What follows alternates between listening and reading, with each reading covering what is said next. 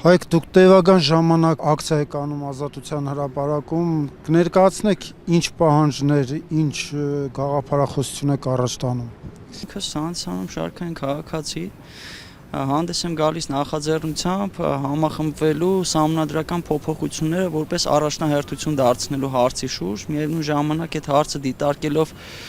այն հնարավոր տարբերակը, որի շուրջ կարելի է համախմբել քաղաքական ուժերին, այսինքն շարունակաբար նաև հանրության մեծ մասին, այս իշխանություններից ազատվելու համար, խոսելով սահմանադրական փոփոխությունների մասին նկատի ունեմ կառավարման համակարգի ձևը, ավելի ճիշտ բնույթը, որ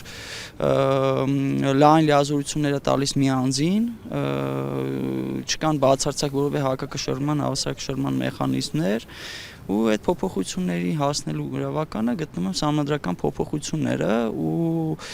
գտնում եմ, որ քաղաքական ու միակ բանը, որ քաղաքական ուժերը կարող են համախմբվել, առավել ևս մոտակա 26 թվականի ընտրություններին ոնց որ ընդառաջ, դա երկրի ներսում խաղի կանոնների փոփոխության հարցն է,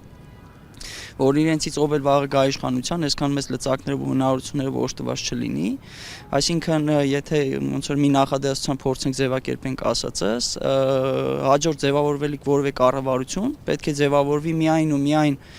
սահմանադրական եւ ընտրական օրենսգրքի միայնա իշխանությունը բացառող փոփոխություններ իրականացնելու եւ նոր ընտրություններ կազմակերպելու համար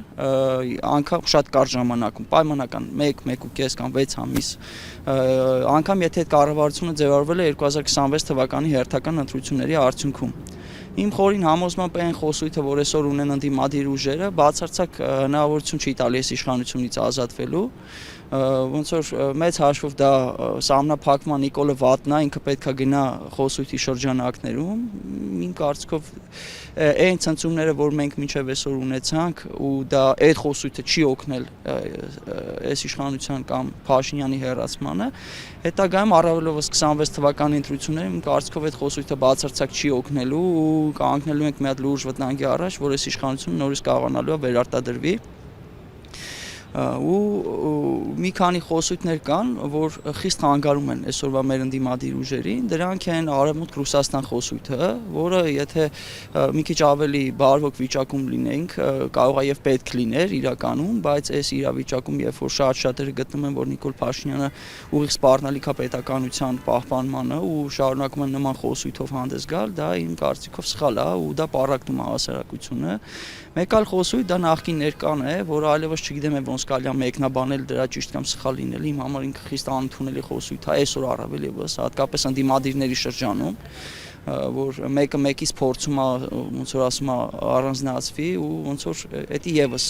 եթե իմ կարծիքը դրա մասին է նա, որ դա ոչ թե կօգնի իրենց ավելի շատ ձայներ ունենալ, այլ ընդհակառակը իմ կարծիքով խանգարի, որտեղ իմ համար դա անլուրջ է ուղղակի Եվս երկու շատ կարևոր խոսույթ, որոնք ուղղակի պառակտում են մեր հասարակությունը, դրանք Նիկոլը Վատնա ես լավն եմ, Նիկոլը թող գնա ես գամ, ինձ ընտրեք ու ես լավն եմ, մնացած բոլորը վատն են։ Այսինքն այդ հատկապես վերջին երկու խոսույթի շրջանակներում ես մի քիչ դժվար եմ պատկերացնում այս իշխանության հեռացումը, եթե իհարկե մենք հույսներս պետք է դնենք ներքին ռեսուրսի վրա, ոչ թե փորձենք գրավել արտաքին ուժերի ուշադրությունը, որ պայմանական վերցնենք, օրինակ իրենք գան, մեզ օգնեն, մեզ ասած ինչ-որ քաղաքական ուժի օգնի Նիկոլ Փաշինյանն հեռացնի, որ ինքը գա իշխանության, այդ պարագայում ես խիստ անհավանական համարում իր հեռացումը, բայց ինքնին միայն Նիկոլ Փաշինյանի հեռացումը իմ համար նաև անընդունելի է, երբ որ Նիկոլ Փաշինյանի հեռացումը առհասարակ ընդունում են որպես նպատակ մեր քաղաքական ընդդիմադիր ուժերը։ Պատճառներից մեկը նաև դա է, որ ասեցի էլի, որ չի ստացվում իրան հեռացնել, այսինքն ներողություն, բայց դուք ինչ եք առաջարկում, դուք գալու դեպքում ինչ եք անելու, ինչ ակնկալի ժողովուրդը հասարակությունը, որ պետքա գա ձեր հետևից, որ կարողանաք հեռացնեք սրան, ինչ ակնկալի ձեզանից, որ ձեր հետևից գա, ի վերջո եթե չգա, չեք կարողանալու անել։ Եվս մեկ լուրջ բաց մեր ընդդիմության համար ու իմ կարծիքով ինչ-որ առումով օբյեկտիվ էլ է դա, որ չեն կարողանում այդ ժողովրդին տալ, որովհետև այն ամենակարևոր բանը, ինչը իրենք կարող են ժողովրդին տալ, չեն ուզում տալ։ Դա արդարության զգացումն է, որ ոչ թե իշխանությունը նույն հարթության վրա պետքա դրվի պետության հետ, այլ պետք է գոյություն ունենա ինստիտուցիոնալ պետություն, ինստիտուցիոնալ հողի վրա դրված պետություն ու իրանցից յուրաքանչյուրը ինչ որ իր ժամանակով գա իր պարտքը տա հասարակությանը, իր ունեցած պատկերացումները կարողանա կամ չկարողանա իրականացնի մեր պետության մեջ ու գնա արժանի հանգստի կամ ոչ արժանի, չգիտեմ։ Ու այդ բոլոր խոսույթներին ոնց որ ի հակադրություն ես առաջարկում եմ խոսել հենց այդ նույն սահմանադրական փոփոխությունների մասին, հենց այդ կոնտեքստում, որ ոչ մեկ էլ իրենցից ով էլ վաղը գա իշխանության այսքան մեծ լծակներով ու հնարավորություններով պետք է օժտված չլինի, պետք է լինեն իրական հակակշռման, հավասարակշռման մեխանիզմներ, ասենց հիպոթետիկ օրինակներ են բերում, էլի։ Բայց այն պարագայում, երբ որ ամբողջ քաղաքական ընդդիմադիր դաշտը գալիս է կոնսենսուսի,